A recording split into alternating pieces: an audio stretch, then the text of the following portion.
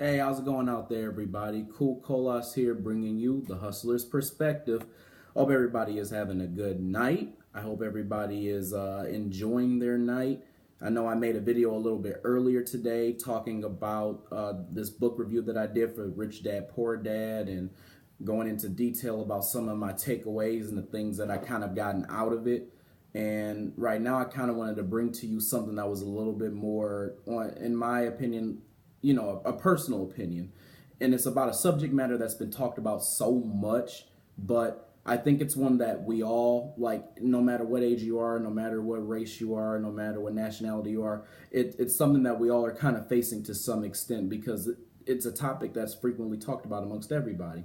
So what I wanted to talk to you all about was these articles that have been going around that have been about millennials, but specifically how millennials are destroying certain businesses. And the businesses that have been the most, I think, in talks have been the Applebee's and then Fridays and Buffalo Wild Wings and places like that. So let me kind of give you a few pointers here on just some of the things that I think so you can kind of get a feel for my mindset. So first of all, let's talk about millennials here for a second.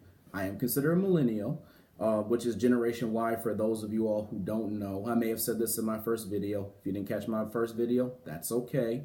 I'm just re-saying it to you. It's Generation Y, and millennials generally fall within the years 1980 to about 1995. Some sources say differently. Some say it starts at 1979. Some say in the mid 70s. Some say in the mid 80s. Some say it ends at 1997. Some say it ends in 2000. I mean, there's so many different sources flying around. So, I mean, really, you kind of get the gist of what it is. But a lot of what happens and what I've been seeing, especially with, I think, baby boomers specifically, there's been this big thing that millennials, or the stereotype that's been created, that millennials are very entitled and that they're very lazy and that they don't want to work for anything. And I'm here to do two things, and I'm here to not do one thing. The thing that I'm not here to do is to bash another generation. I'm not going to do that here. I'm not going to do that in this video. I'm not saying that I'm not always going to express my opinion, whether it's positive or negative or whatever it is on another subject matter about a different generation or whatever. But here I'm just here to defend millennials. So the first thing I want to say is I think the stereotype gets corrupted, and I think it gets corrupted because there's a big trend of people hearing other people say this about millennials, but never one really seeing like the actual physical proof of it, and two, a lot of that bad rap comes from a stereotype that you hear from another person, and then they spread it onto like someone else. So you hear a lot of like older folks basically saying that they're lazy, and then they hear another older folks saying that, and they say the same thing about them. But I think the first issue is that a lot of people, again, don't know what a millennial truly is. So someone could say that myself, being 26 years old, and then someone who's like 16 years old, we're in the same generation. I think a lot of older folks, I'm not going to necessarily say baby boomers, it could be the generation before that, it could be baby boomers themselves, but I think a lot of people, they confuse that first of all, because there are two generations that are below mine that currently exist on this earth. So that's one thing I think that people need to keep in mind, when they're talking about, what a millennial really is. That's the first thing I wanted to say. The second thing that I wanted to kind of get into here is that millennials, again, I feel like they're hardworking, they're go-getters, they're people who like challenges, they're people who like to put in innovation, they're open-minded, they want to see the world positively prosper. They want to implement new things and do things in a way that's going to work smarter but not work harder. And I think that's why they get a lazy rap, is because of this idea of working smarter and not working harder. I think a lot of things back in the day, they had to be done, very brick and mortar like. They had to be done very primitive because they only had certain resources that were available to them. But now there's all types of technology and things like that. So if anything, I think there should be more encouraging or, encouragement of millennials to produce a better generation of people and to inspire younger generations going forward. For me, I'm a big advocate on protecting and talking good about millennials, not because I'm one, but because I tend to see, or at least the people who I've, surrounded myself with, as of late, they tend to be people who are really trying to do great things in this world. And that's really what I see. And I think only another millennial really can truly appreciate what they're really doing, being from the same generation and being, around the same age. So that's the first thing. But what I wanted to talk about first was this article that I had seen. So I won't talk about, I won't say any names or anything like that. I'll just kind of go into what I found kind of interesting. Well, the first thing was that the article was talking about how millennials are destroying certain businesses, and again, they were talking about businesses such as Applebee's and B Dubs and Fridays and places like that. Specifically, Applebee's and B Dubs were talked about the most, I think, in this article. And basically, what they were saying was like they weren't doing financially well because a lot of millennials are not buying into their food and their products and things like that. So there was I guess a quote that was made by the CEO of B Dubs, well, Buffalo Wild Wings. I keep saying B Dubs because, like, you all know what B Dubs is. B Dubs is Buffalo Wild Wings. So the CEO of Buffalo Wild Wings said this, and I quote: "Millennial consumers are more attracted than their elders to cooking at home, ordering delivery from restaurants and eating quickly in fast, casual, or quick serve restaurants." So what I got from that was a big excuse. My thing is, and this is the problem that I have, is that the issue isn't that millennials don't want to buy into this stuff. The issue is, really your business. It's falling apart. I mean, you have a subpar product. The subpar product being the subpar food. You're charging an arm and a leg for some of the stuff that you can even purchase. Like, I mean, if you go to B Dubs now, like they have like these wing deals that you can get, and the wing deals are like 75, or I guess like basically 75 cents per wing or something like that. Or I don't know if it's like you can get it for 75 cents each or what. But anyways, the deal used to be like, I think it was 60 cents, and then I think another day it was like, I think it was like 45. One day it was 60, one day it was 45. I heard that now it's 75 cents. Again, like, I could be wrong about that. All I know is that they did increase the wing deal. Regardless, if you get a snack size wing meal at Buffalo Wild Wings, it's like $8.99, and you can buy a whole bag of wings, like whole wings, like good whole wings that your mom used to fry chicken with back in the day. You can get those for like $6.99. You can get a bag of those for like $7.99, and if they have them on sale at Myers, you probably can get them for even cheaper. My point is that that's ridiculous. You're really paying for the name that says B Dubs and I guess or B Buffalo Wild Wings. And I guess that's really how they're making all their money. I mean, I saw some ludicrous things on there, like cheesecake bites were like $19, and then mozzarella sticks were $9. $9 for some mozzarella sticks? Yeah, that's crazy. So don't blame millennials on the fact that your product should be lower in price. You should not blame them for that. You should blame your business tactics, because not all restaurants are doing that. Yeah, it's Buffalo Wild Wings. Yeah, it's a big name. Yeah, it's all that. But no one wants to pay $9 for some mozzarella sticks. And my thing is, Buffalo Wild Wings used to be one of my favorite restaurants because I used to go there and I used to get the buffalo chicken flatbread. And then I heard they took it off the menu. After that, I was like, what's the point in coming? I mean, I cook. I don't know if you all know this, and I don't know if I said this in another video. I cook myself. So, I mean, I could take those wings and I could like make some in the kitchen, and they'll be 10 times better than anything Buffalo Wild Wings will ever make.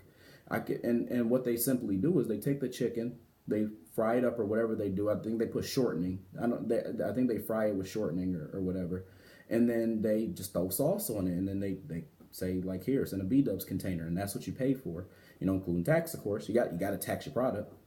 But anyway, so I don't know. I just think that you shouldn't blame millennials for the fact that you have a subpar product that you are trying to sell at a high price. And I think a lot of millennials, and I think this is a trend with them, they question things. They're big questioners, and so they're doing this more than some of the people in older generations, like even more than Generation X, more than baby boomers, more than people before them. My point is that like they see things and they're like, well, rent is costing like 1,000 or more everywhere, and then the price to, and I'm just speaking on Michigan here, the price to even have a car in Michigan, which in Michigan you pretty much will need a car because the transit system in all of Michigan is awful. Like the price to like have car insurance is higher than anywhere else in the nation, and then they have all this other stuff, and the last thing someone's thinking about is getting some $9 mozzarella sticks or wings or whatever it is at Buffalo Wild Wings. That's ridiculous. I don't know how the CEO does not see how ridiculous that is. It's absurd to even believe that is a millennial issue versus a business issue. Now here's something I found interesting, and I saw this on Facebook, and this was a meme. I think that's what people call it now, memes. That's how you know I'm getting old. I said that's what people call it now, as if like people my age aren't saying that.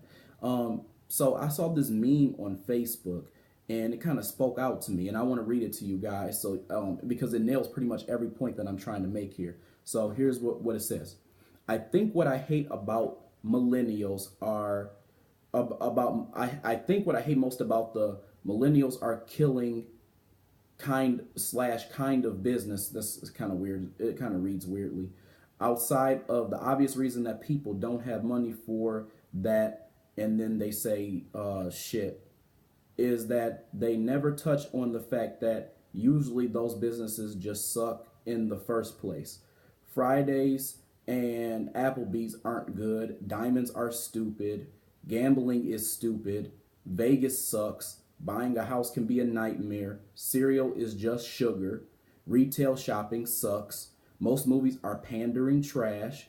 Big banks are obviously evil. Taxi services suck, etc. If you are making and they curse again, shitty product that nobody wants to buy anymore, whether because we don't want it or can't afford it, then maybe those industries should hurry up and die. Now, mind you, the grammar might not be the best, but the message could not have been more spot on. That was a perfect message, and nobody can dispute that. Here's why that message was perfect, because they nailed every single thing that I could even think of business-wise that either overcharges something or overprices something, and then they use a bunch of propaganda and a bunch of like promotions to try to get people to buy into this stuff. They do all that stuff for a lot of these things that were listed here, especially retail, especially places like Fridays and Applebee's. You see the commercials on TV all the time. And especially the big I guess thrill of being in somewhere like Las Vegas where you're just going to spend a lot of money. My point is that I think that business has gotten a bad rap. It's gotten a bad rap because now people are thinking of business and I think these are just the common people. They think of business as like, oh, these business owners, they're greedy. All they want is money. All they want is to yank you of your money. All they want is to just rise to the top and then keep stealing from other people. And business, I don't really feel like should get that rep. It's not right. I think that there should be some type of giving back that a person who is a business person should do. And I think that if you're creating a product or you're doing a service, it should be to help the people. A lot of these food places, they're really poisoning you because they're not giving you like healthy and quality food. They're just trying to make money off of you because it's popular. They do commercials on it. People talk about it. And because it's so common in society just to run to a fast food place or a sit down place and then eat, I mean, everybody's pretty much doing it. And again, I'm not saying that like I'm immaculate, because I'm guilty of going to my favorite restaurants, although I do like those little mom and pop type of shops, those like hole in the walls where like you go there and like you get some good home cooked tasting food, and then you get it for a good price. That's my favorite place to go. I don't really like chains myself, but my point is that like that's kind of what they do. They're really poisoning you with a lot of this stuff. And then like they're right, cereal is sugar, but every time you go on TV, you see all these little commercials. Like I mean, I know they haven't been out recently, but you see the little Lucky Charms commercials, and the little leprechaun is running around, and they're like, catch Lucky, and they're saying all this like really weird stuff. Like they're just trying to like kind of pull you in because kids are probably looking at the TV and they're like, oh mommy, like look, there's Lucky Charms. Ooh, I want some. So I mean, like you got that going on too. So again, it's good advertisement for a crappy product. Your products and the things that you do should be a reflection, are a reflection of you, and they should be something that are used to help other people. Like have a service that's going to, I don't know, like be a nonprofit that helps poor people, that does charity work, that connects people together who are trying to get certain things done, people who want to be able to get into business, who want to create business plans so they can help out other people, like give back, and don't get mad because your product is silly. You're selling some wings about this big, literally, and then like throwing some sauce on them and saying here, like it's gonna be with tax, it's gonna be like $9.50. That's ridiculous. And then you want to blame millennials because you're not a good business person, or probably not a good person even? No, that's not. And again, I don't really know the CEO of Buffalo Wild Wings, and I don't know the CEOs of some of these other companies, so I don't know if they're good people or not. But what I do know is that if you're selling a crappy product like that, which I think to that extent, if you think about it, I guess Buffalo Wild Wings is not really selling like the food. They're more so selling at that point like the franchise and the idea of having them in different places.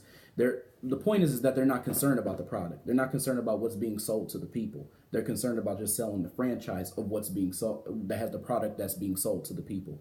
In other words, they're not really concerned about the health and the well-being of human beings. Whereas people like myself, and then a lot of other business people that I've seen, are very much concerned about those things. And I think it just bothers me because I think that they need to be called out on this. Like, hey, your services suck and they don't really help people. They're there to yank money. And I understand success. I understand reaching to the top. I even to an extent understand competition. It really should be with yourself, but I understand it if you're all about it.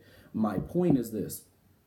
My point is, at what point do you draw the line? At what point do you say, hey, this is not morally right. Hey, we should do something different. Hey, we should have a better product. Hey, people aren't buying into this stuff anymore because things just cost too much and then they have no value. At what point do we say this? And what point do we say, let's help out the other people? What point do we stop being apathetic? At what point do we stop hypocritically being desensitized to bettering human beings, or human beings who are suffering, and trying to help them? I don't know. I just get passionate about that stuff because I am tired of this negative stigma of business, and I am hoping to one day change that. And I want to be surrounded by people who want to do the same. I'm sick of this, stigma of business people are just no good. But anyways, I just wanted to kind of come to you all with this quick video here. So if you like what you see today, then feel free to follow me or subscribe to this blog at The Hustler's Perspective. Or feel free to subscribe to my actual blog.